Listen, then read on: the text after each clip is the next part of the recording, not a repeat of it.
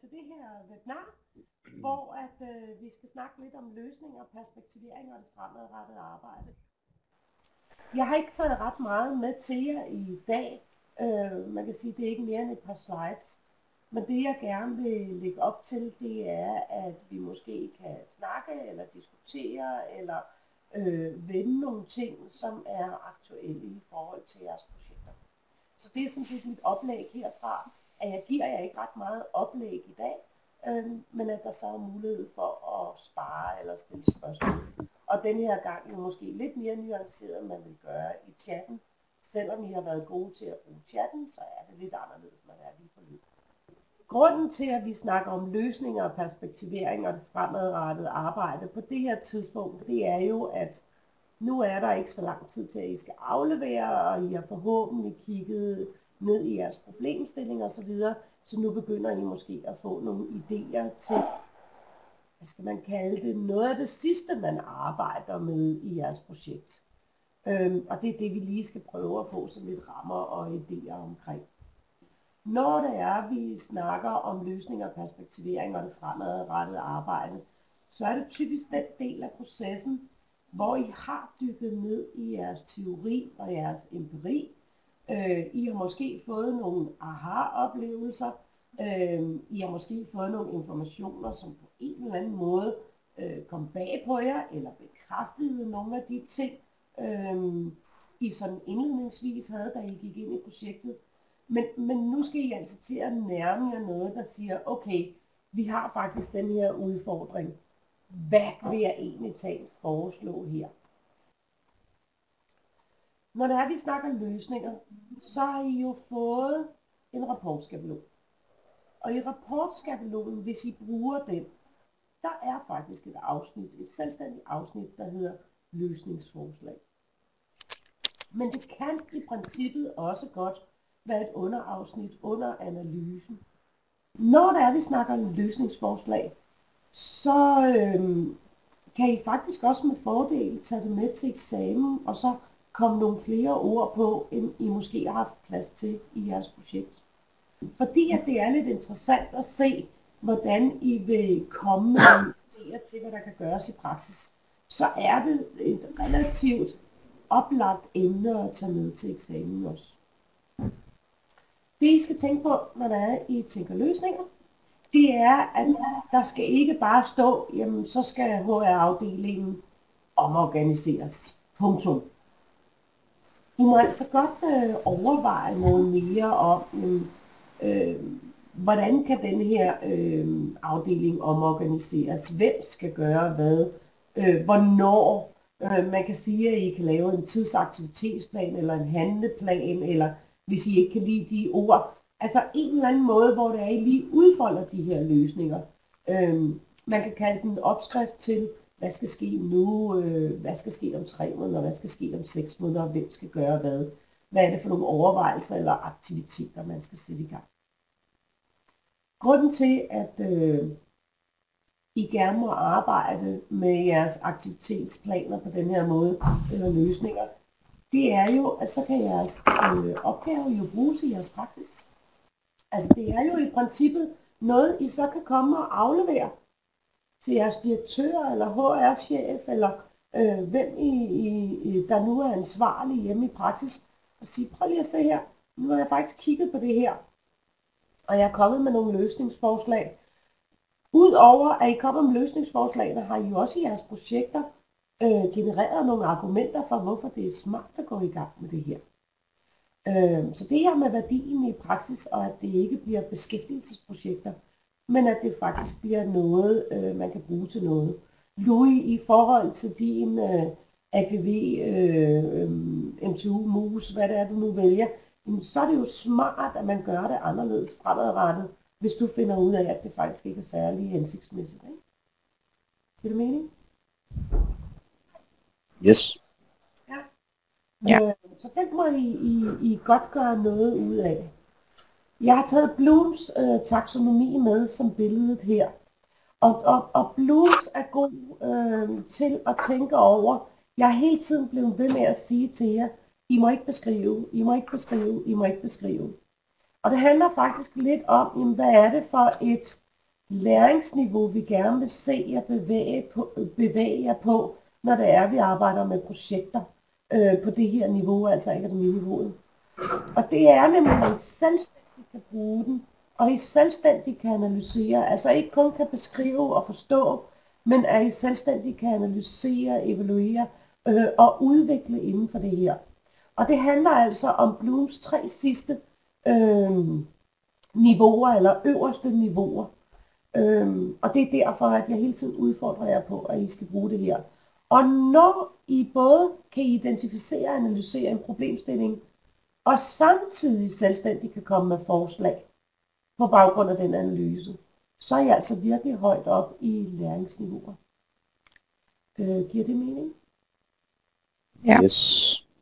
Så I kommer simpelthen med sådan en raket, en turboraket, når det er, I arbejder med løsningsforslag. Både i forhold til projektet, men også i forhold til jeres praksis. Nogle spørgsmål til det omkring løsninger? Nope. Hvor langt er I nået i jeres projekter? Er I nået til at komme med løsninger? Ikke endnu. Ikke endnu. Jeg er i gang med løsningerne. Ja.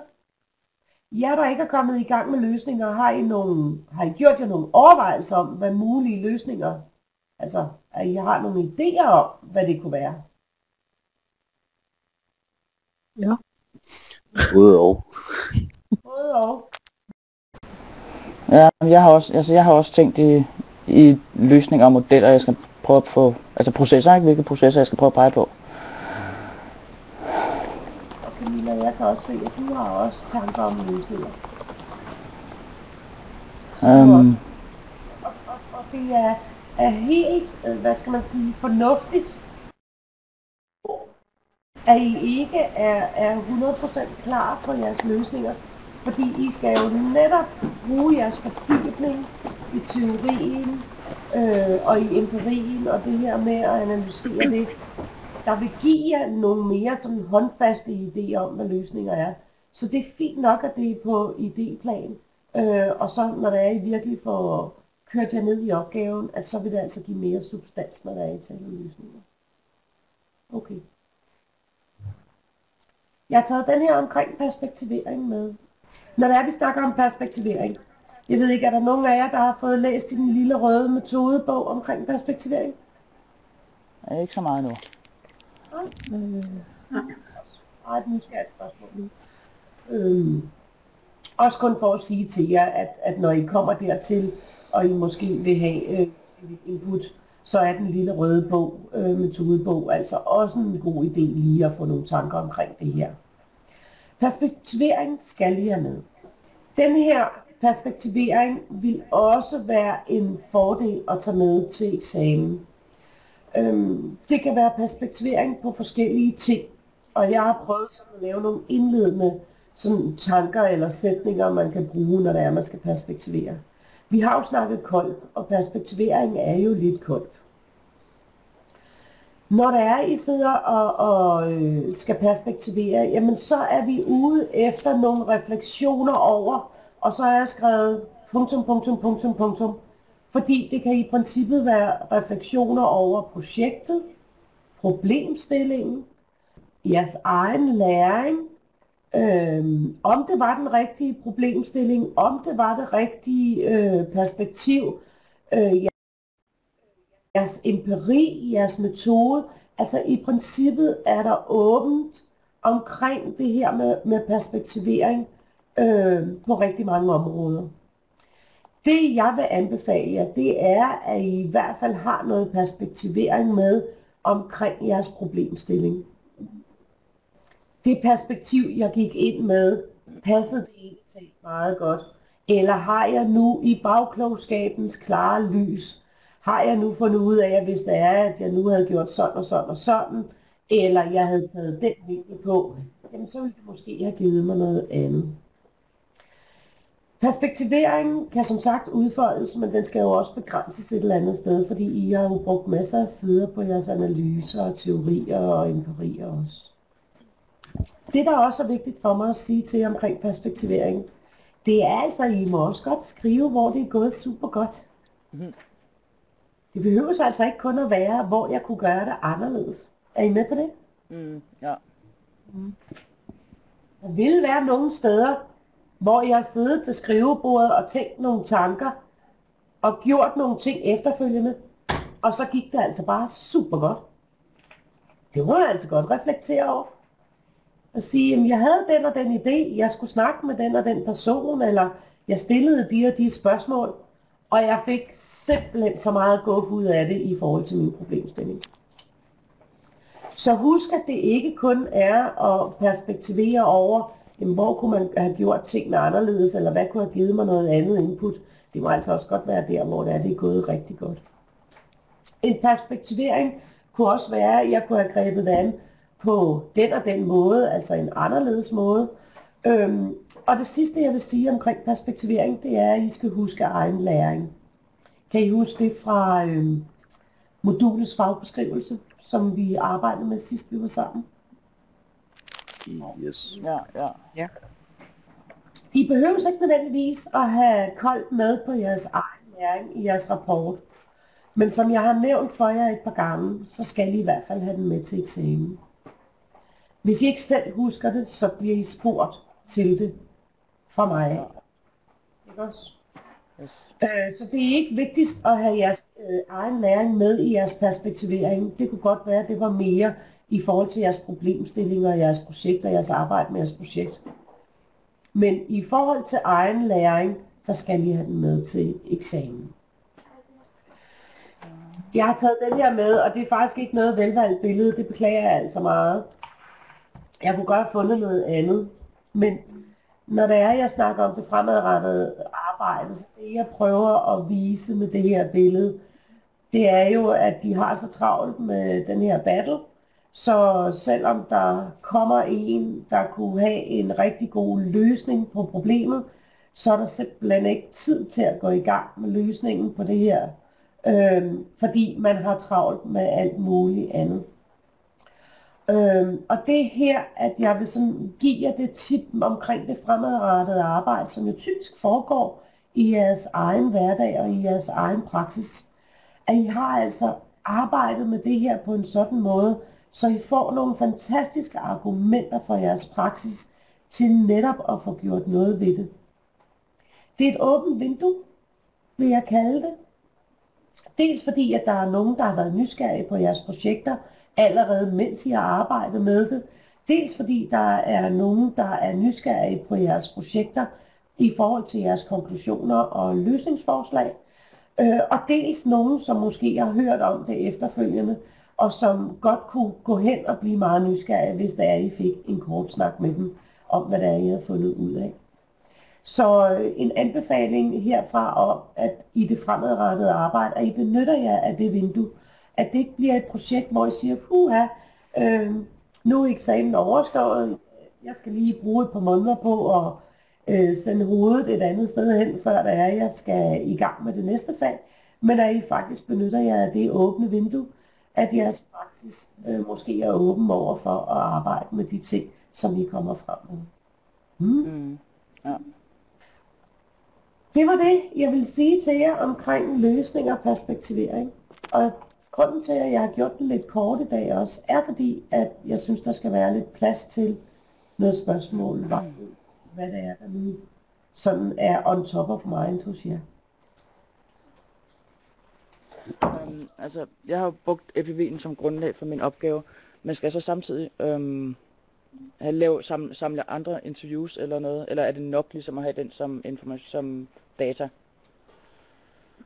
Altså det er jo sekundære data, Dorte, du trækker på, ikke? Jo, men jeg har dog selv lavet dem, altså jeg har selv været ude at hente dem. Men det er rigtigt, det er det, for det ikke er en del af projektet. Altså, nu er det jo svært for mig at sige, hvor meget data du egentlig bruger fra den. Om det er nok, det kunne det godt være. Det kunne også godt være, at du måske lige skal lave et kort interview eller et par spørgsmål til et spørgeskema. Og hvad ser du som løsningsforslag, så du kan indarbejde med det? Ja. Du gerne vil arbejde med løsningsforslag også, ikke? Ja. I fremadrettet arbejde.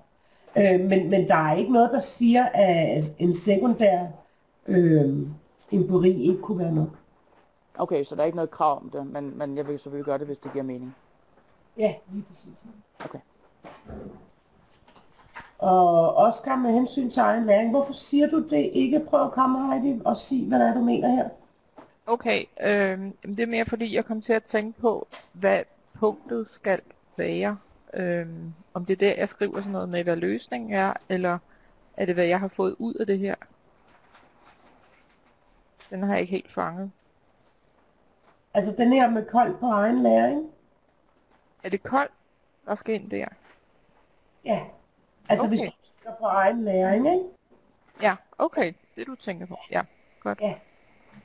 Og det kan jo være alt lige fra læring på din egen læring på det der med at arbejde med projekt.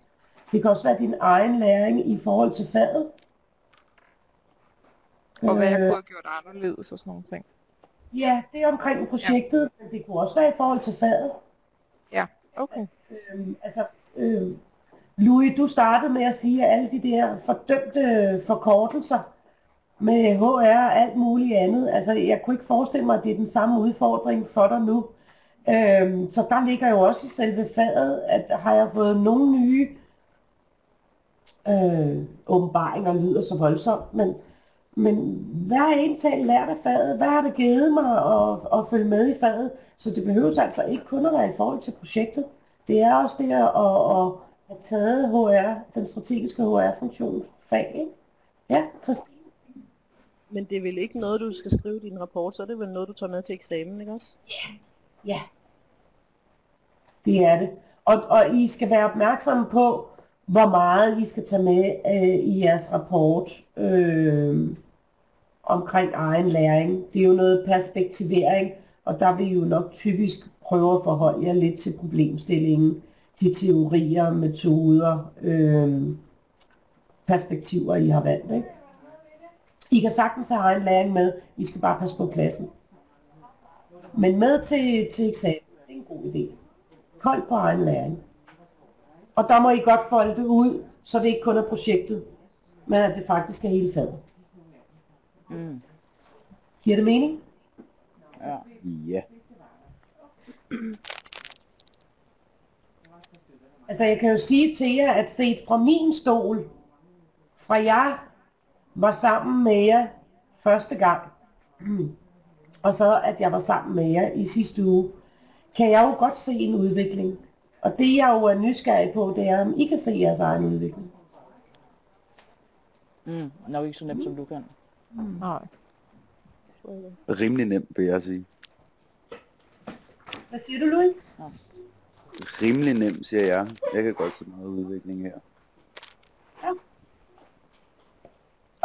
Og det er jo altså det er jo det her med at kunne reflektere og måske sætte sig selv lidt på distancen og kigge og sådan noget. Altså det er jo nemt nok for mig at se udefra, når det er, I gør nogle ting, siger nogle ting, altså hvordan I bevæger jer. Men det, at I kan holde øje med jeres egen bevægelse, også i forhold til faget, det er da super interessant. Så jeg er sådan lidt i tvivl om, hvor meget de forskellige punkter skal, eller hvor mange de forskellige for eksempel metoder og empiri og så videre, hvor meget det skal fylde, som, altså, og indledning og så videre. Men det er der ikke nogen retningslinjer for.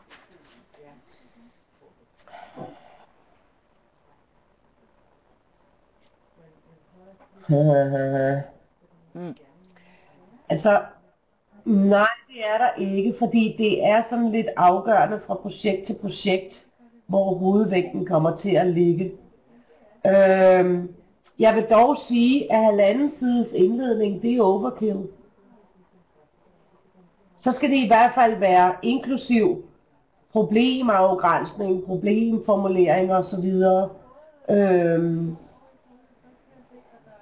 Altså, I skal passe på ikke at bruge for meget plads i jeres projekt, som ikke har noget med analyse, løsningsforslag osv. Hvis vi kigger på jeres metodeafsnit, jamen, så kunne det sagtens komme op på et par sider, uden at det vil være for meget, måske endda 3. Det kommer igen an på, hvad det er, I trækker med ind der. Men hvis det er 3 sider, hvor det er, I beskriver jeres modeller, så er det alt for meget. Fordi beskrivelse får I ikke noget for. Hallo? Men jeg tænker nu, at vores organisation for eksempel sådan forholdsvis kompleks. Så det er jo nødt til at give jer lidt info om, inden at jeg kan sidde og besvare, hvorfor jeg har gjort, som jeg har gjort. Ja. Det kan jo godt være, at det tager lidt mere end 1,5 side. Ja. Men det tænker du, det skal jeg ikke, eller? Men hvor vigtigt er det for os at få et indblik i den komplekse organisation i forhold til din problemstilling, Christine? Jamen, jeg tænker, at det er forholdsvis vigtigt, for I kan forstå sagsgangen i det forløb, jeg skriver om. Ja, men så er vi vel interesseret i sagsgangen, og ikke nødvendigvis din organisation. Nej, men organisationen er jo skyld i, at sagsgangen er på en bestemt måde. Ja, men hvis din problemstilling har noget med sagsgangen at gøre, så er det måske mere interessant at have et perspektiv på sagsgangen, end det er på en lang beskrivelse af din organisation. Giver det mening, det jeg siger? Ja, men jeg kan godt forstå, hvad du siger. Jeg er ikke sikker på, at det er sådan, at jeg har gjort, men det må jeg jo så kigge på. Altså, jeg tænker bare, at hvis det er, I bruger 2 sider på at fortælle om Københavns Universitet, og altså masser af traditioner, og hvor mange studerende har I, og hvilke typer undervisere eller lærere eller professorer har I, og hvilke stillingstyper, og hvordan I er organiseret i forskellige fakulteter osv. Altså, i forhold til din problemstilling er det måske ikke så væsentligt. Nej, altså det er ikke super relevant for mig, lige det du siger. Men hvis det er en indledning, der er inde og snakke om, Københavns Universitet er et stort sted med mange forskellige fakulteter, HR er fordelt på det og det og det, og det gør så, at der er mange, der bidrager til en proces i Københavns, eller på Københavns Universitet omkring det og det og det. Det giver nogle udfordringer sådan og sådan og sådan. Så er det en interessant indledning. Men jeg har også gjort det lidt, og det er indledning, og det ved jeg heller ikke, om det skal ligge der, men at henvise til HR-kompasset i indledningen, når jeg samtidig fortæller lidt om vores organisation. At det er fuldstændig forkert. Ja, den vil jeg nok komme ned under analyse, fordi det er der, du får noget kredit for det. Indledningen får du ikke ret meget kredit for. Altså det er jo en indledning, altså at du fører sådan lidt hen til hvad det er, der er interessant for dig, altså den her trakt. Så jeg vil ikke anbefale jer, at I bruger noget teori overhovedet i jeres indledning. Kom det ned i analyse, og så måske lave en kort situationsbeskrivelse.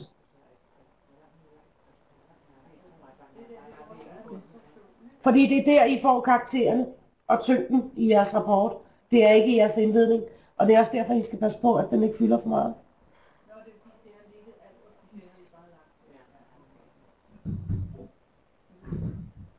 Ja? Okay, nu er jeg ved at skrive noget, men jeg vil også bare lige tilføje, at det der med HR-kompasset, den har jeg faktisk også lagt lige efter problembeskrivelsen. Jamen det er så under problembeskrivelsen, altså din problemformulering? Ja, problemformulering.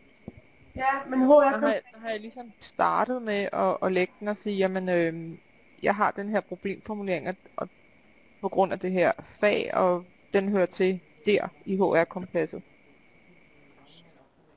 Det skal jeg så ikke gøre der. Jamen, jeg tænker, at efter din problemformulering og afgrænsning og så videre, der går du vel i gang med dit metodeafsnit, Heidi? Ja.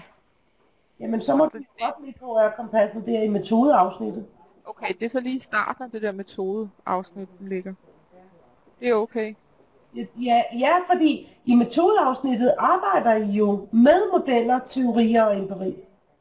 Okay, så det er den allerførste, jeg nærmest sætter ind der. Men Ja, altså nu er jeg ikke helt stensikker på, hvad det er, du bruger den til. Men sådan som det lyder, at du ligesom vil sådan sætte rammen op for, hvor hører det her til i HR-kompasset. det Og var det, jeg ville. bruger du så HR-kompasset, så Ja. ligger den i metode. Okay. Men ja, Så lader jeg den ligge.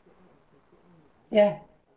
Altså jeg er ikke helt sikker på, at jeg forstår, hvor du er. Men lige så snart, at I kommer efter problemformuleringen, så er I jo i gang med at analysere og kreere osv. Så begynder I at få tyngde i idéer. Det får I ikke i indledningen. Det er, hvis jeg skal sige det sådan lidt populært, en snak fra de varme lande. Snakken også ind til jeres projekt. Men det vil sige, det som I Hvorfor er I nysgerrige på det her? metodeafsnittet, eller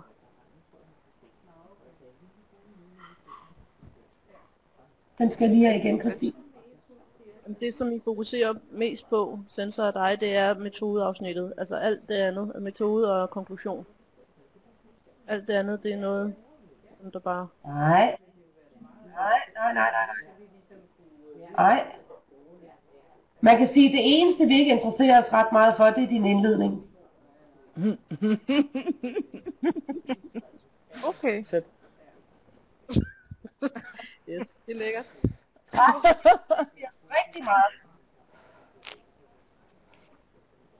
Altså jeg havde lidt svært ved at kunne integrere den der, vi snakkede om sidste gang, som man skulle have med. Den var, hvis man rykker på personerne, den der har kultur i midten, og så personer og metoder og...